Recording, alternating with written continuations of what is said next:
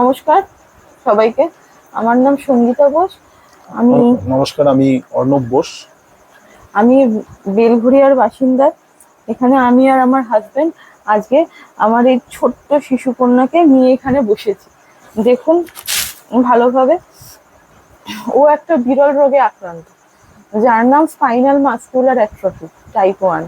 এখানে আপনারা দেখতে পাচ্ছেন ওর ঘাড় কিন্তু এখনো ফ্লপি। হ্যাঁ, আর ওর যে মাসেলগুলো রয়েছে সেগুলো কিন্তু খুবই নরম, আর কোমর থেকে পায়ের মুভমেন্ট একদম নেই বললেই চলে।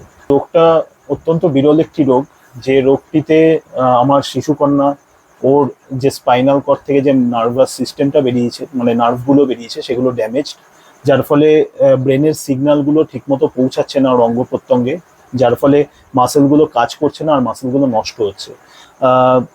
ঘাড় দেখুন এখনো নরম, ওর মা ধরে রয়েছে বলে ও বসে আছে, নিজের থেকে এখনো বসতে পারে না। বা বাচ্চারা যেমন এই বয়সে রোল করে বা ক্রল করে, সেইগুলো কিছুই ওর মধ্যে নেই, বা ওর পায়ের মুভমেন্টও দেখবেন নেই। হ্যাঁ, তো এই রোগটি একটি প্রোগ্রেসিভ রোগ, যেটা দিন দিন ওর শরীরের আরো ক্ষতি করে চলেছে। এবং যদি ওষুধ ইমিডিয়েটলি আমরা দিতে না পারি, তাহলে ওর প্রত্যেক দিন কিছু না কিছু এবিলিটি লস হচ্ছে। ডাক্তার যে ওষুধের কথা বলেছে সেটা হচ্ছে জিন থেরাপি, যার নাম হচ্ছে জোলগেজমা, একটি ইনজেকশন। এবং এই ইনজেকশনটার মূল্য 16 কোটি টাকা ভারতীয় মুদ্রায়, যেটি আমাদের পক্ষে কল্পনা করাও অসম্ভব।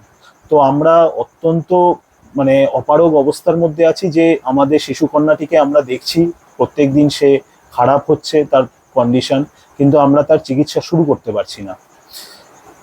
আপনাদের সবার কাছে আমার হাত জোর করে অনুরোধ থাকবে যে আমার শিশুকন্যাটি যাতে এই চিকিৎসা পায় এবং সুস্থ স্বাভাবিক হয়ে ওঠে, বা আবার তার নতুন জীবন ফিরে পায়। এর জন্য আপনাদের সকলের সহযোগিতা আমার প্রয়োজন।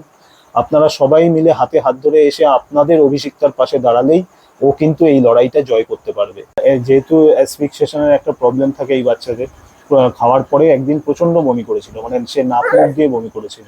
হ্যাঁ, তখন ডাক্তারের কাছে, আমাদের লোকাল ডাক্তারের কাছে নিয়ে যেতে হয়েছিল।